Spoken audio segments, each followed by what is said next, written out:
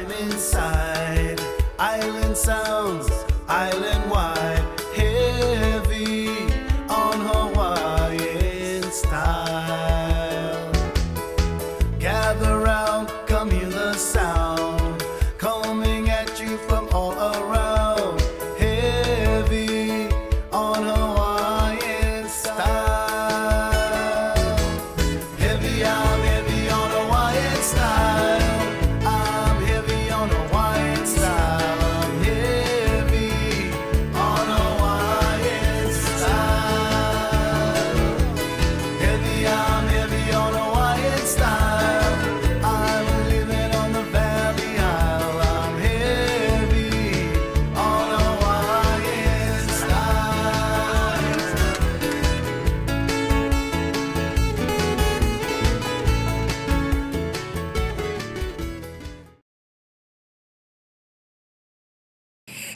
It's going to be a button day, ladies and gentlemen. I'm already going crazy. How's it, everybody? And welcome to the Daily Pigeon.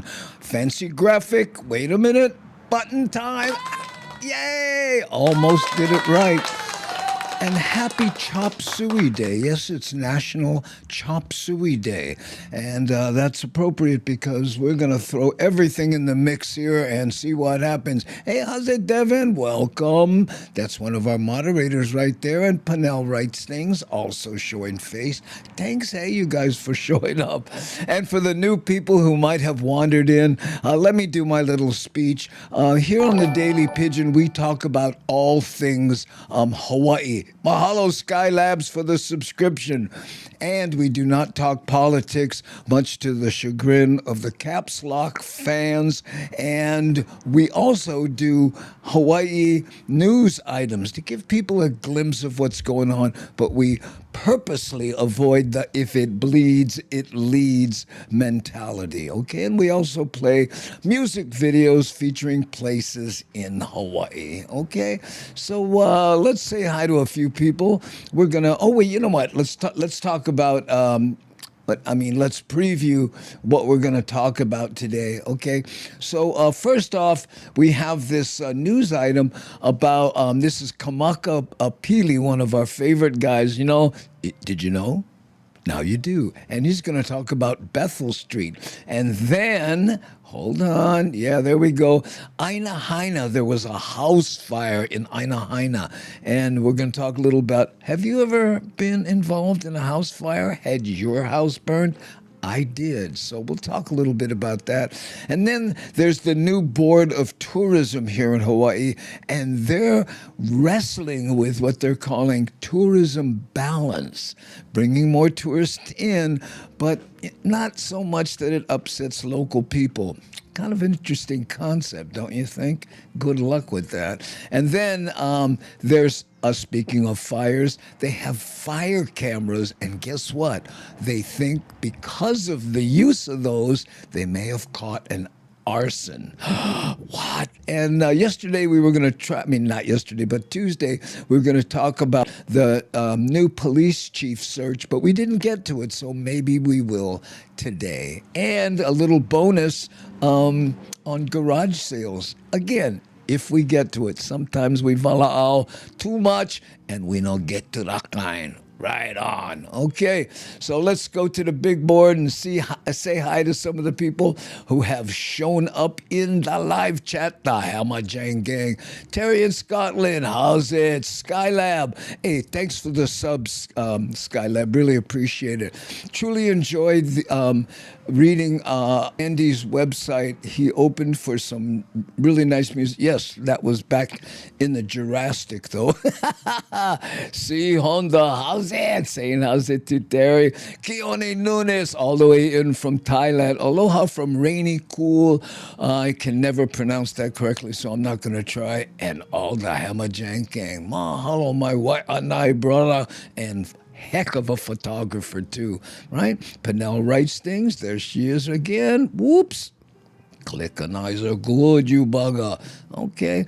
Our former neighbors burned their house fully engulfed twice with several other small fires. Okay. Well, we'll save those stories because when we play that story, I want to tell my personal experience with a house burning down. Yes. Aloha, Andy. Thank you, Sam Bittner, for being here. And here's C saying, how's it, Devin? Aloha, no. Whoo. Skylab saying, how's it to Panel writes things.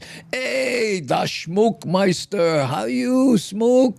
Good to see you again. Yes, there's an old-time fan right there. Goes back to 2008, I think. I know this show has only been around for 5 years, but before that, I had some other online stuff, and the Smookmeister was there. Charles K. Are you better? Good to see you again, Charles K. And the Half Avatar. Saw him in Pasadena. In fact, then in Vegas, he came to a show, and I think he's planning to come to Pasadena again when Augie Toba and I are there in November. He and Kristen Kupahu. That will be nice. Thank you. Okay. Let's see here. And Terry in Scotland. Mad Statter.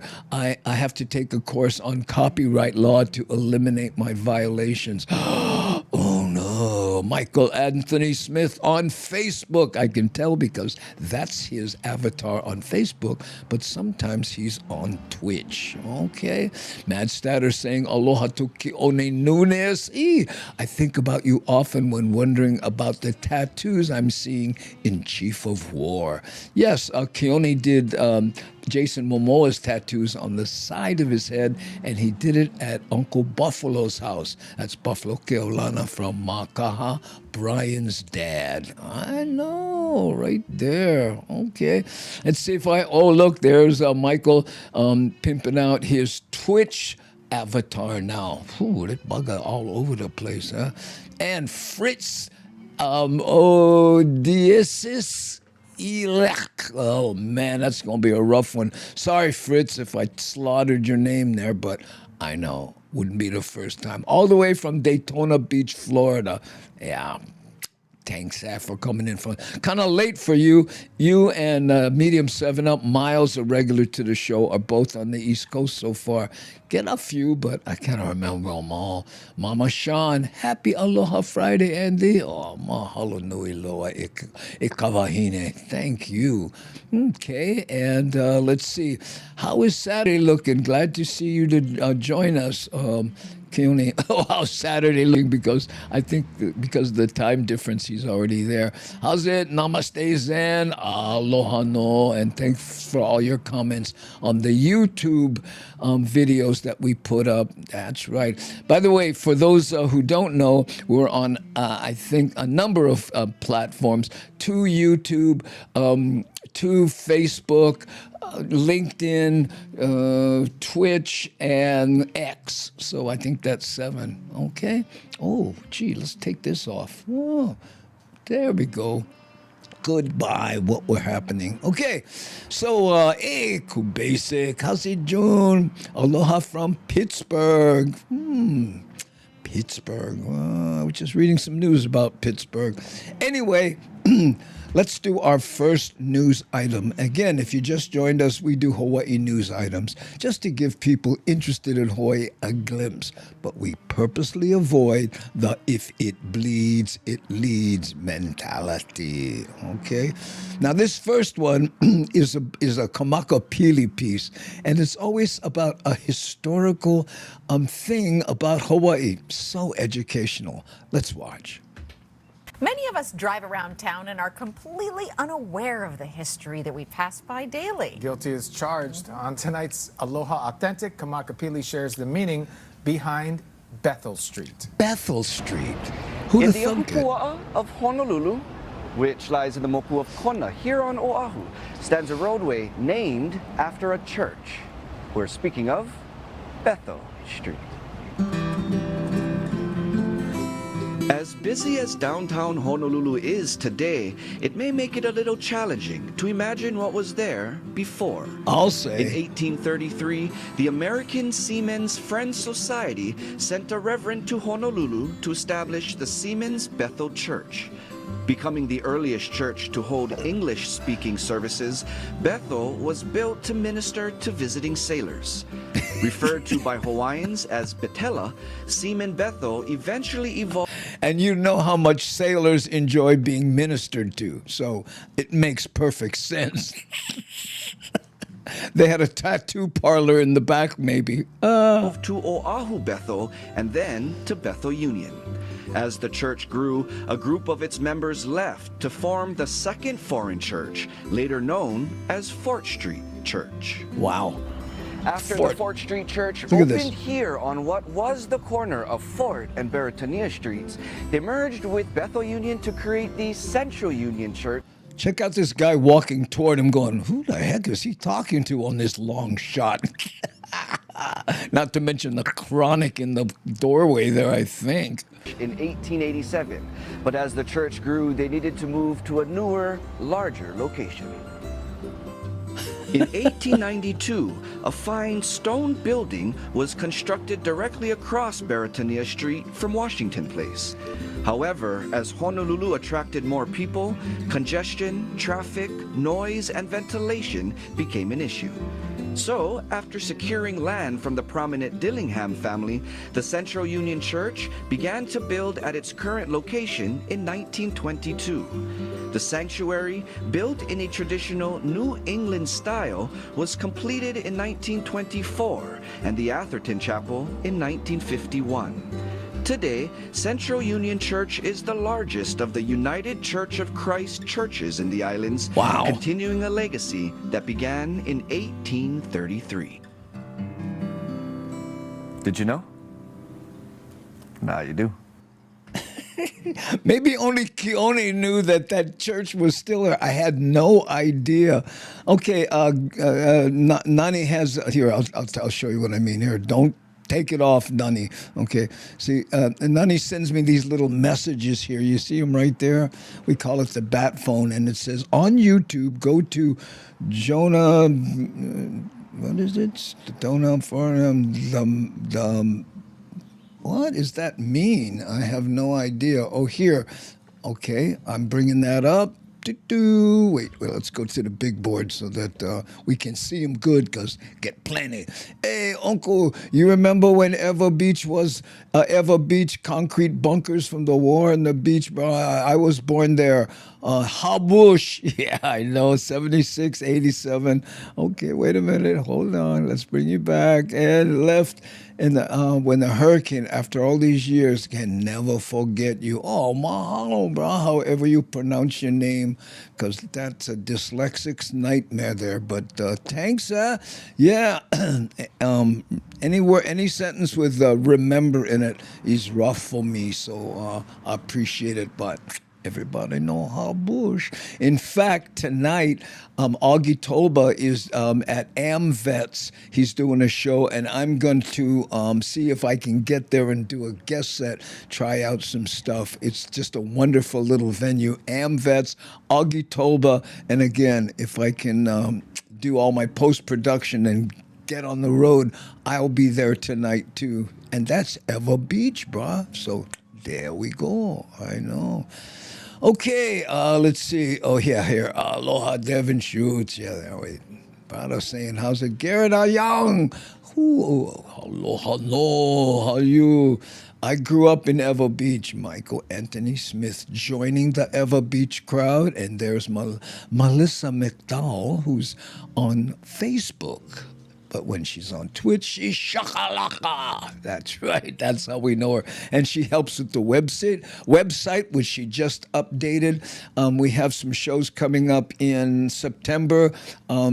Sacramento, there's a new comedy club called Mousie's. They haven't got anything official, but that will be in September. Go to the website if you want the Eventbrite place to buy tickets. I'll be there. This is by myself with an opening act. I'm not sure who. And then after that, Pono's in Santa Cruz. Yeah, and that'll be my first time there. So there we go. Oh, look. Nani is adding all this stuff here.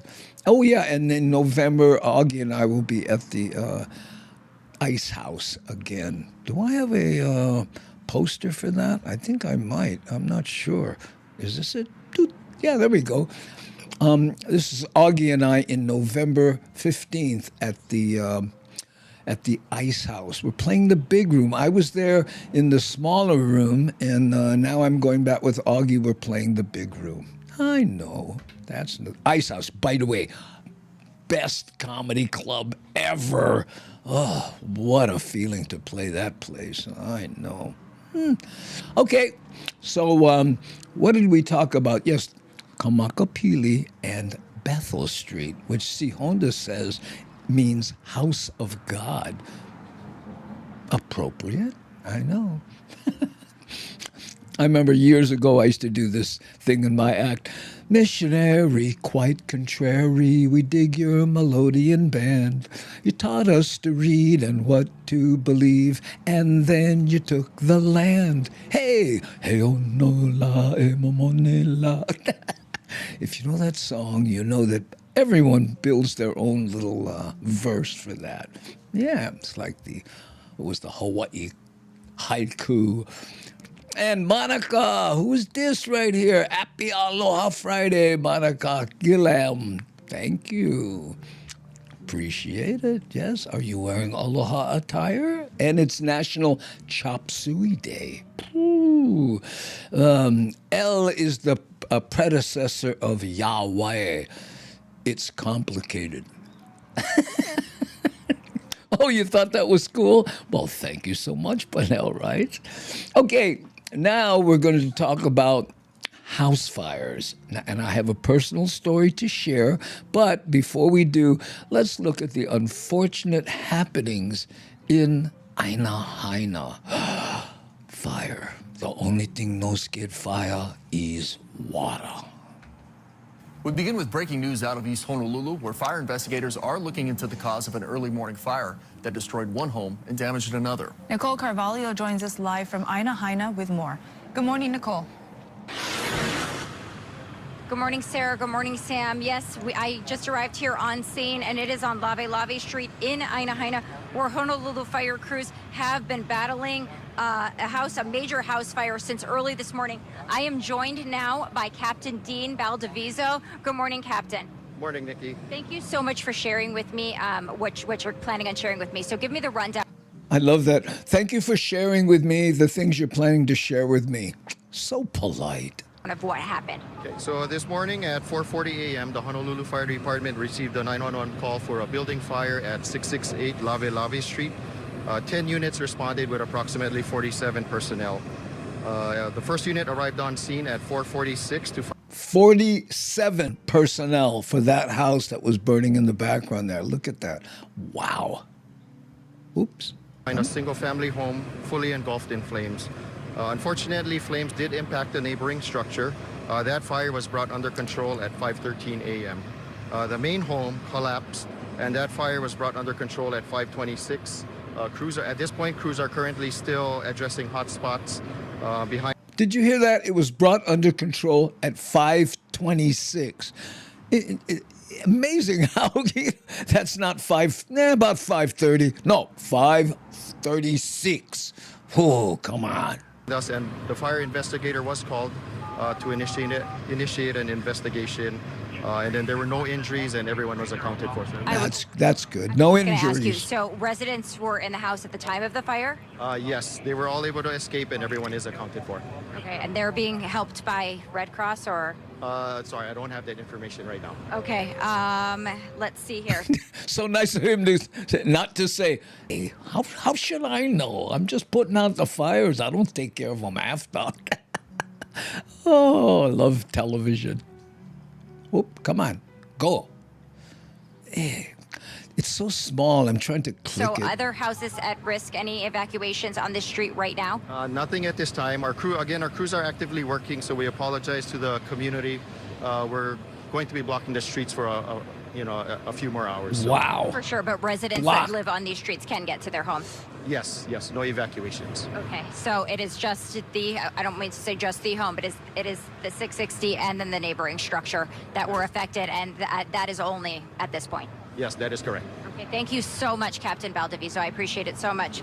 So as Captain Valdiviso said, yes, crews are on the scene. They're still, investigators are still working to determine cause of fire and will determine that will be ongoing through the rest of the day. As he said, right now, there are no evacuation orders at this point, but there is an active investigation going on here on Lave Street, 660. Behind me, you can see very, very badly burned, and the neighboring structure was affected as well. No injuries, as we heard from the captain. And on that note, that is what we know so far. And fire crews will keep You can hear the producer in her ear. Wrap it up, wrap it up. us updated as the day goes along. We'll be following this story. Sending it back to you guys in the studio. Reporting live, Nicole Carvalho, KHON2 News, working for Hawaii. Good job, Nicole. Yeah, I know.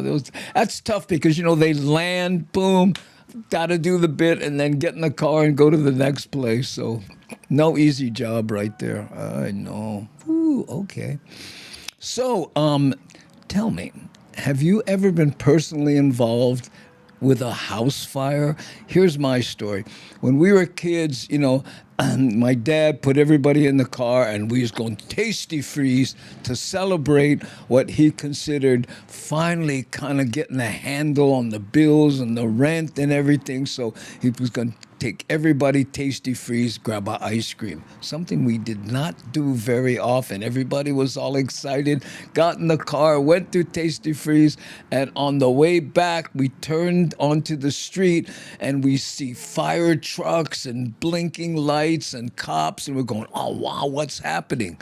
Our house was on fire. What?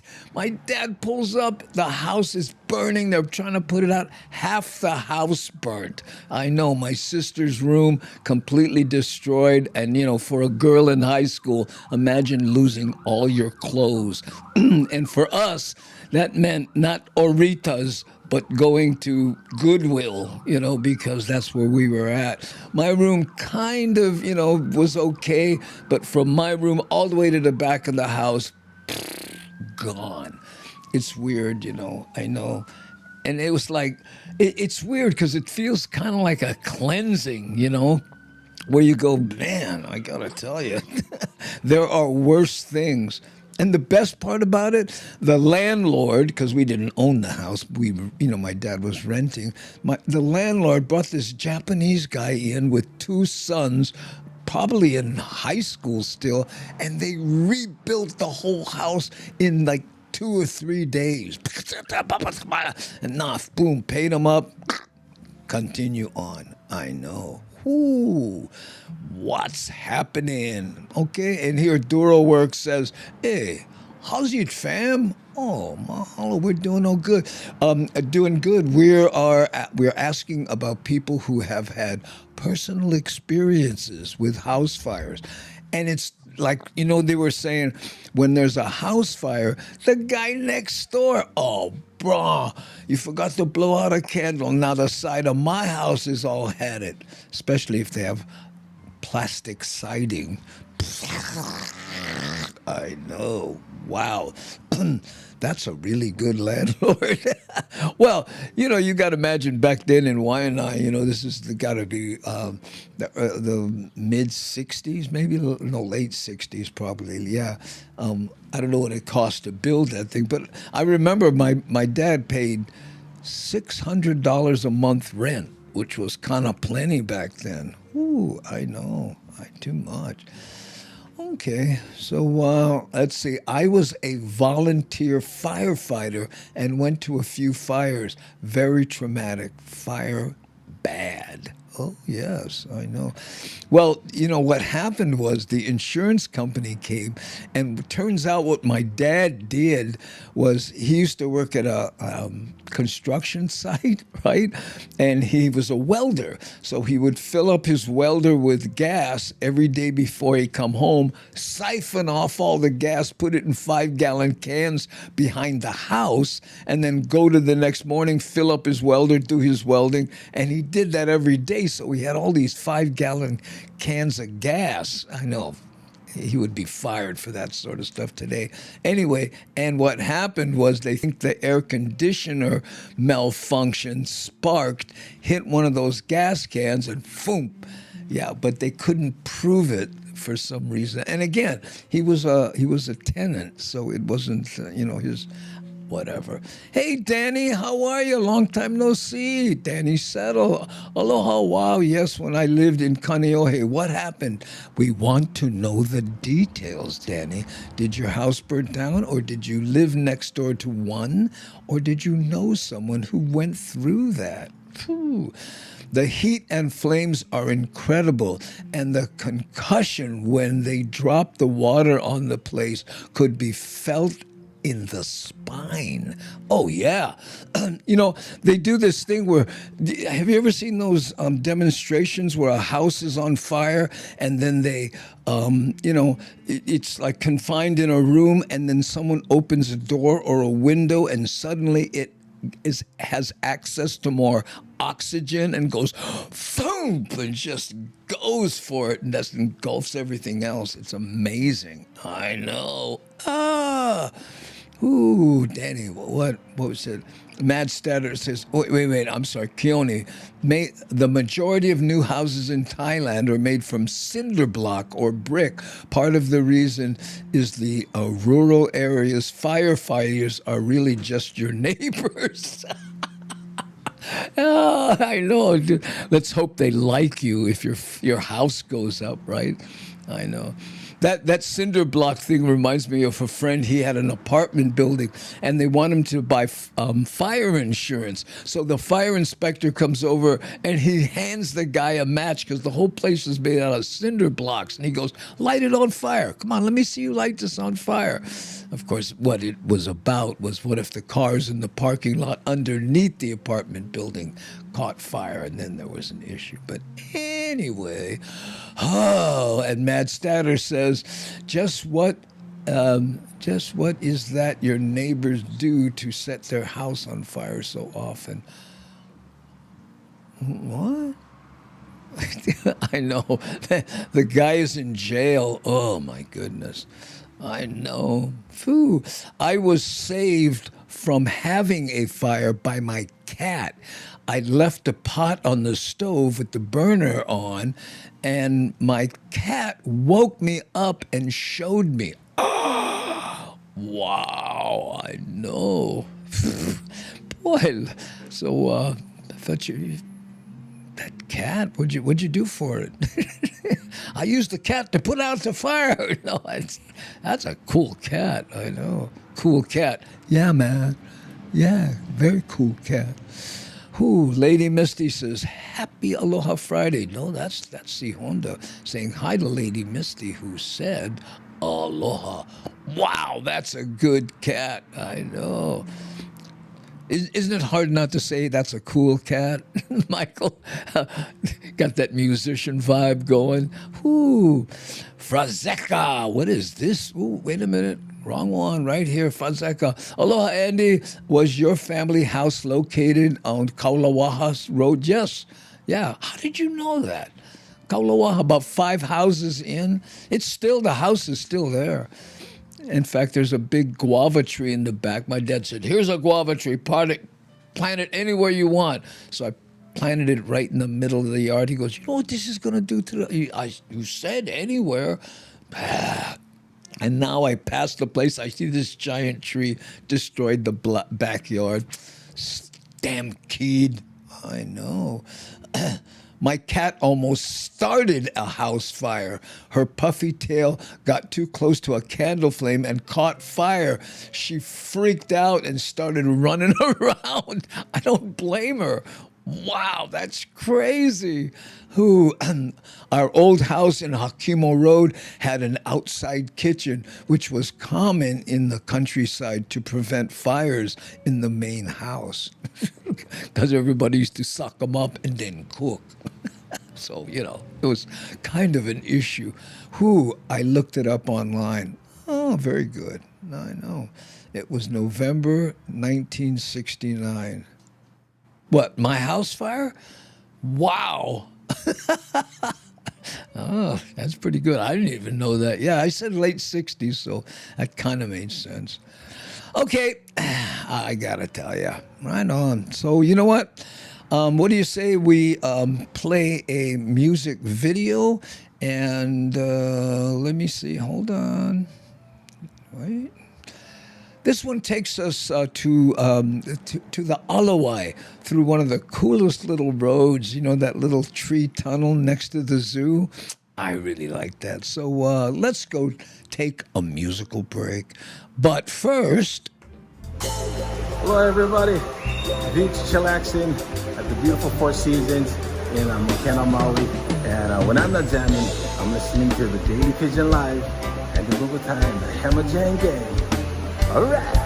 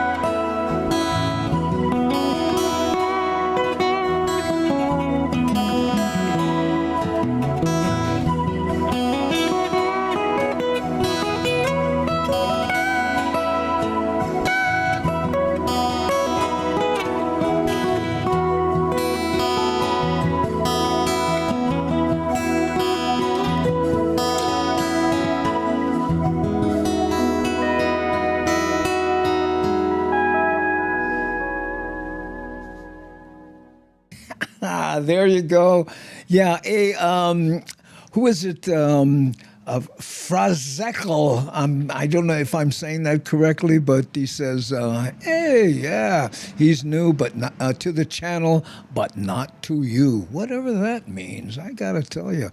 Okay, let's go back to this shot here. And Harry Lynn Awahoi, am I saying that correctly? Iwahi.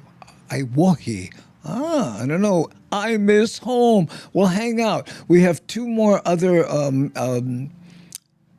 music videos. One is Makakilo, and the other one takes us to the Big Island. If we get to those, if you like this sort of thing, we do this, every once in a while in the show. Yeah, I know, just to kind of. And okay, now, before we get to our next news item, which is about the new tourism board trying to balance, bringing in tourists and not upsetting locals with too many tourists. It's weird. We don't want tourists, but we want their money. I know. So they're trying to figure that one out. But this one's kind of interesting. What this is it's a garage sale, right? Now, I don't know if you're a fan of garage sales. I definitely am. Haven't been doing it lately, but I just love to go in there, and I've scored some great stuff. So start thinking about your garage sale stories and things that you've scored at garage sales, but check this one out. On a sunny weekend in Iowa, Sue McEntee set up a garage sale like many of us have. Tables full of kids' toys, old tools, and a few dusty baseball bats priced to go. Among them sat a plain wooden bat marked just $1. Nothing about it seemed special at first glance. Then came Bruce Scapecci, a regular garage sailor from Des Moines who spends his summers visiting hundreds of sales. He spotted the bat sitting quietly under a table, and something about it caught his eye. He picked it up, felt the weight, and paused.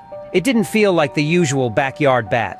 Instead of just paying and walking off, Bruce asked Sue for a pencil. Carefully, he rubbed it over a faded logo on the bat's barrel. Watch this. And there it was, barely visible, but clearly marked. Jackie Robinson. Whoa. Sue was stunned. That bat had been sitting in her garage for years, and her kids had played with it every summer. She had no idea it once belonged to one of baseball's greatest legends. As it turns out, Sue's uncle, Lefty Joe Hatton, had pitched for the Brooklyn Dodgers in the 1940s. How cool is this? And he had actually roomed with Jackie Robinson during his time on the team. Eventually, Sue brought the bat to be appraised by professionals. The result? It was valued at somewhere between $15,000 and $20,000. Wow. Possibly more if restored. But for Sue, it wasn't about the money. The bat wasn't just a collectible. It was a piece of her family's history, and a quiet tribute to a friendship that had spanned decades. Whoo! So, Michael Anthony Smith says, I once got a guitar and an amp at a garage sale. Now, was it a steal? Was it a good guitar? Give us a little more information on that one, Michael, because, if it was a Gibson SG and a tube, a Vox or something, we need to know. That's a piece of history. Gil, can you imagine? Jackie Robinson? I know. I love how they said it was valued at $15,000 and she went, you know what? Nah, I'm holding on to this. I know. Now it's sitting in the living room as opposed to, hey kids, take this and go out there and beat up the street. Yeah, I know. Mama T-Bird says, ooh, so cool. I know. Get 'em. Antique Roadshow. Yeah, well, I'm a fan of those where my grandma gave me this, I used to use it as a costume. My little girl took it to 4th grade for show and tell. What's it worth? $500,000 in diamonds. Ah! Don't you love it when that happens? I was a beginner guitar. It was a beginner guitar. Nothing flashy, but was a Les Paul copy. I sold it. Oh, yeah. But you know what? When you're first starting, scoring a guitar and an amp at a garage sale, I mean, Richie Valens, right? Didn't remember that scene? Well, it looks like you bought this used. Yeah, but now it's mine. and he rocked with that used stuff. I know. I do like that the bat was used for its intended purpose for so long. Jackie Robinson would have approved, as opposed to sitting in a shelf somewhere. Get some kids out there whacking the ball, breaking some windows. Yeah, Michael says it was great to score that guitar. My antiques aren't worth anything to anyone else but you, right? Sometimes you have a piece of, it doesn't worth nothing to anybody else, but when you go, when I was small kid time, remember, who was it, Woody Allen used to say someone gave him a bullet, and he took the bullet and he put it in his breast pocket and he carried it around because it had sentimental value. One day he was at church and someone was making a sermon and he let a Bible fly and that Bible hit him right in the chest. And if it wasn't for that bullet, that Bible would have killed him. Woody Allen. Oh, I love that. Ooh. I got a guitar at a garage sale for $1. I wrote a song on it. Well, that's nice. Ooh. I have about 2,000 record albums. A lot of them were from garage sales. Yeah.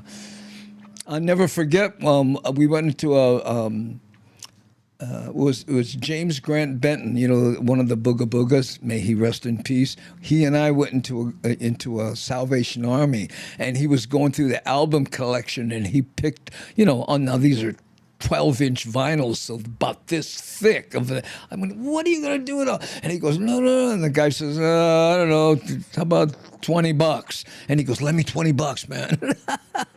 And I have a lot of them, but there was, the original Melvin Lead, original Kalapana, original Country Comfort. There was a whole bunch of really cool stuff in there. He was a DJ, so he appreciated that. I am an antique. Well, there you go, Kehaulani. Let's start a club. What do you say? Our family got a dog from a garage sale. Was it used? Oh, I'm sorry. Oh, no. Got a dog from a garage sale. Oh, that's cool. I know.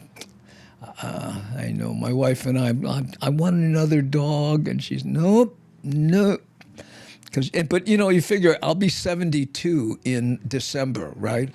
So if I got a dog and he lived 18 years, I'd be 90. Catches up fast. Ephemeral is the word that comes to mind. Oh, no. I'd like a lot of those albums to be my collection. Country Comfort, Kalapana, sign me up. I know. Melvin Lead's country western album that she put out. I'm going to Paneola Country. Remember that one? I know. Sign me up. Okay. Let's look at the what we have here on the what? There we go.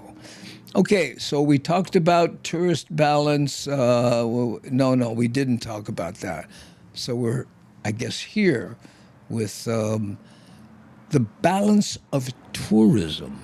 Okay, now let me see if I can get the right one. 3, 4, and again. Andre in the chat. What is that? Aloha. Oh, Andre. Wait, let me get my little cursor over there. Andre in the chat. Not here for, I don't know how you turned off your message there. But how's it, Andre? Long time no see. Thanks for being here. Who would be walking who? Yeah. You're talking about me at 90 with a pit bull. And that's what Andre in the chat, not here for a long time. Yeah, I was just saying hi to him, Nani. I know. Little Tiki murdering a hair tie at the moment. Uh-oh. Oops. Yeah. Now, guarantee you live through 90. Yeah, if you have to feed a dog, your wife be saying, don't you die. You're the one that brought this dog here. You're picking up with him. You're picking up after him till your last days. Okay. Tiki's so cute. I know. Everybody knows people's pets' names. Okay, here we're going to talk about the tourism that we hope they are actually able to find the balance on. And with tourism trudging along, the new board members of the Hawaii Tourism Authority sworn in today are now in a position of balancing how to increase tourism while keeping the local community happy. Well, today our Kristen Concilio spoke with tourism executives who say they're working on a plan. People come here thinking that this is their playground. People come here thinking that they are entitled. But other than that, you're happy to see tourists, I'm guessing, right? Hawaii native Clayton Kubo is one of the many residents participating in HTA's community meetings to help shape the future of Hawaii tourism. His sentiments are seemingly at odds with the agency's goal to increase our #1 industry. Yeah. There is a need for more tourism in the way the community wants it to occur, which is spending with lower impacts on the resources of the community.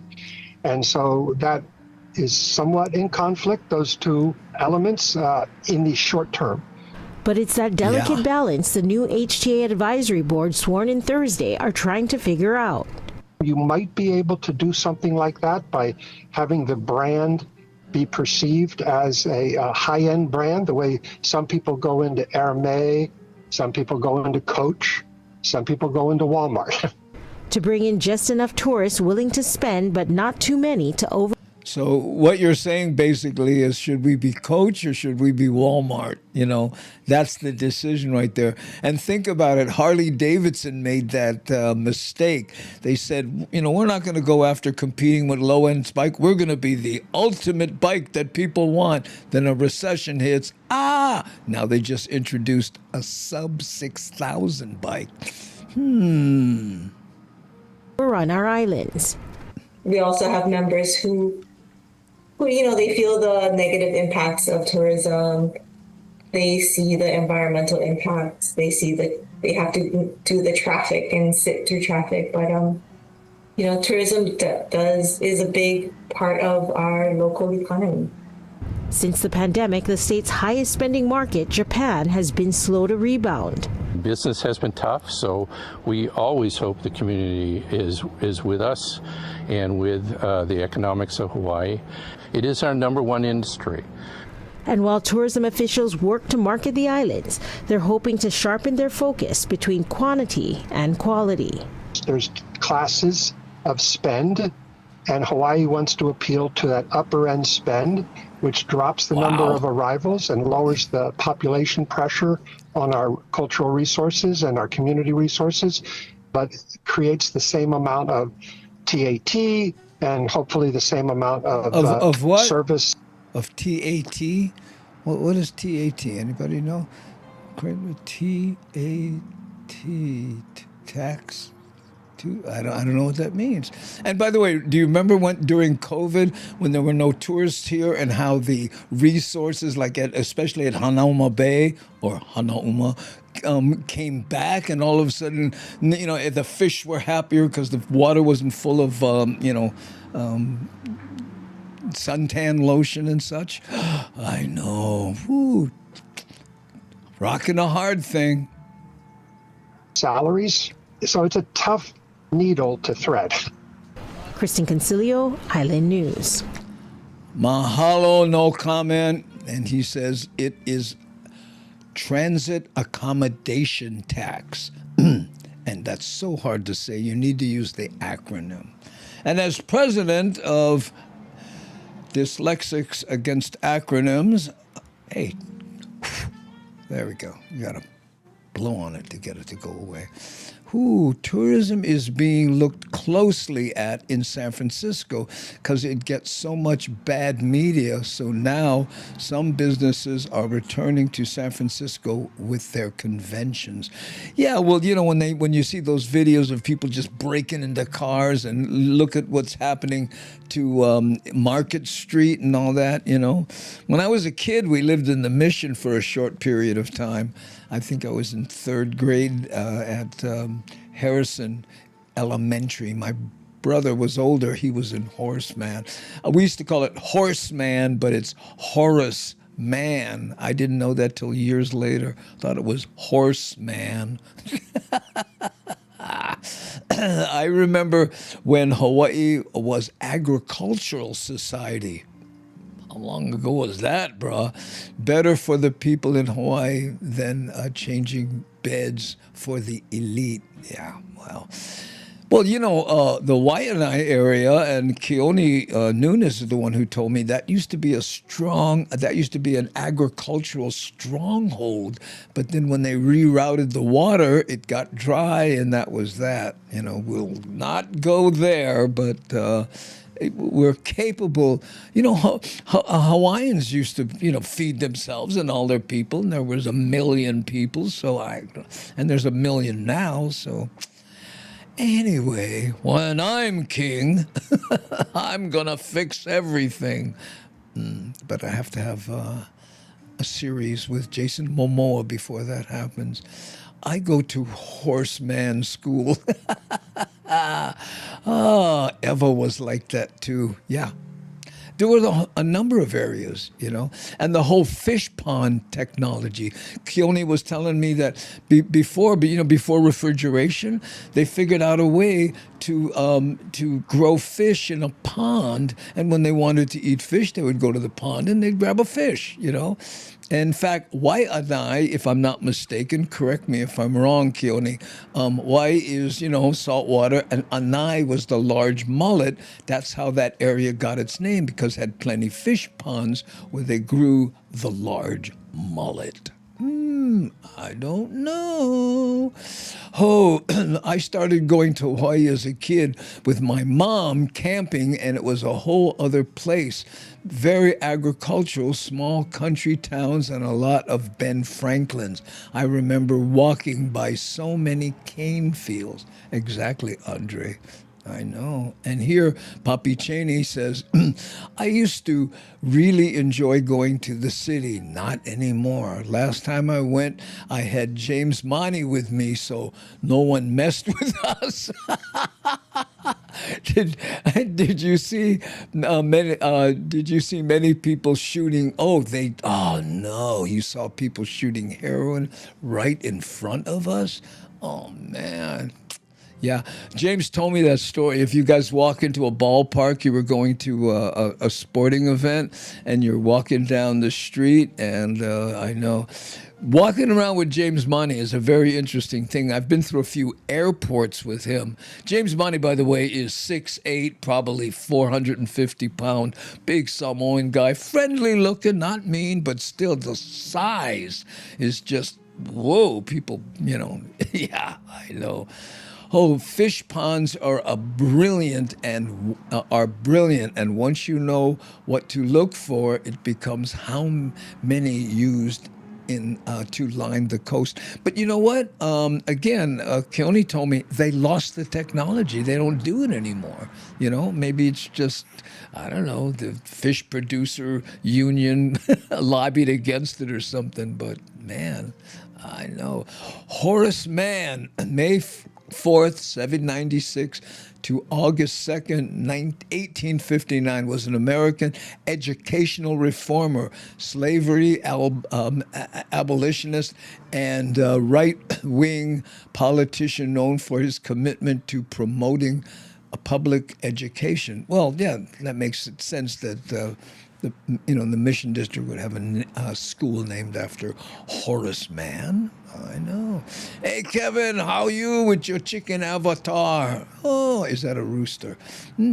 Waikiki had taro patches where I live. There weren't nothing but banana trees before people who moved here grew papaya and mango trees, tomato on the chain link fence. Wow, that's interesting. Yes, fish ponds were something before its time. I've got to tell you, that technology. I remember driving around with Keone through Waianae and have him go, over here, and this, and that. Just like, whoa. It's like Kamakapili on steroids. And plus, we grew up there, and you didn't know, My pro tip was you could tell how big rest camp was by looking in the canal and seeing the swells come in. Ooh, must be 3 feet. Perfect. The fake cornfield razor plant, Keavi, barbed wire plant. Oh no. Oh, when walking behind James, it's like Moses parting the Red Sea. Too funny. A friend surfed the North Shore in 1956. He said he camped in a sugar crane across. Oh, yeah. Highway from the big breaks. Oh, man. You kidding? South Salvador. Hey, aloha y'all from the big island of Texas. How's it, Sal? Long time no see, brother. Good to have you. Show face in the hale. I saw one fish pond past Crouching Lion Inn by the U-loop turn was parking lot by trees. Yeah, well, speaking of rest camp, that Army, what we call Army Beach, and then to the right there was a little place called, I forget what we'd call it, Suicides or something. It was a surf spot, but it was really shallow. That area was originally a pond. And there was a bunch of things where you could point that stuff out. If I remember correctly, I'd pay for Hawaiian produce here in Texas. We pay for Hawaii produce here in Hawaii. And we pay through the nose for it. I can't imagine what it would be in Texas. We are so blessed to have Keone share his knowledge with the Hamajang gang. Oh, man, I'm telling you. Lock them in a car. So interesting. And Andre says, I remember my mom talking about the first time she went to Hawaii. There were still private houses on Waikiki right by the beach. My uncle told me that back when he was a kid, right, they used to surf Waikiki and they would leave their board on the beach, go home, bathe, eat, whatever, hang out, and then the next evening come back and the board would still be laying on the beach where they put it. They pick it up, they go surf. They left their board laying on the beach. Nobody touched it. Ha! Wow, I know. Hey, Duro Works had the best time as a kid at the rest camp, that place, and Pokai Bay. Pokai Bay. Yes, I learned to surf at rest camp. Most of the people out there did, and then when you graduate, you went Makaha, which, by the way, back then, we used to call Makaha surfing beach. Hey, well, you like go surfing beach? We didn't call it Makaha. Makaha was the area, right? But we used to call them surfing. I remember there were bungalows to rent next to the Ilikai at the Tahitian hut. Don't remember that. Took 4 guys for move 1 board. That's why he had those big redwood boards. I think they were red. My dad from Makaha. Oh, that's good. Oh. What's the last name? I like know the last name, huh? What? Oh, mom was from Waianae. Oh, there you go. So you get the genealogy, huh? Okay, what time we got? Ooh, almost at the bottom of the hour. Let's go to we have another fire camp. We're not going to get to the police chief thing, evidently. The podcasting gods do not want us to go there. But this one is very interesting. There are what they call, fire cams, okay? And because of these cameras that are meant to monitor high fire areas, right? They think they might have caught an arson, okay? Let's check that out. Let me make sure. 1, 2, 3, 4, 5. That should be this one. The Honolulu Police Commission says it could take... Here, this one. There are about 150 cameras like this statewide. They were installed about a year ago by HECO and Alert West following the deadly and devastating Lahaina wildfire to help alert agencies and the public of wildfire risk. Cameras, are 4K, high definition. They get really clear images. They're assisted by AI. so that it can identify signs of fire, such as smoke or Look at that. flames. HFD says it uses Alert West situational awareness platform for fire confirmation, weather conditions, and smoke size. This week, the cameras helped police identify an arson suspect. Look During at this that guy. investigation, the state fire marshal provided HPD detectives with photographs that appeared to show a suspect igniting the fire. The images also captured a light-colored, older model Dodge Ram quad cab pickup truck with distinctive blue pinstripes. These images from Alert West Situational Awareness Platform's website shows the vehicle at 11:59 a.m. on August busted. 19th and a fire 2 minutes later. HFD says the 911 call came in at 12:03 p.m. At 12:06, the vehicle is parked across the street, and by the time fire crews arrive, it's gone. The photographs were far away, and the description. They say that about arsons, right? Arsons, when they start fires, they kind of like to sit back and look at them. You know, that's a weird quirk with arsons in many cases. Of the suspect could not be made at that time. The truck was picked up again on camera on August 23rd at 10:56 a.m. At 11:01, you can see a person next to the truck and a fire in the distance.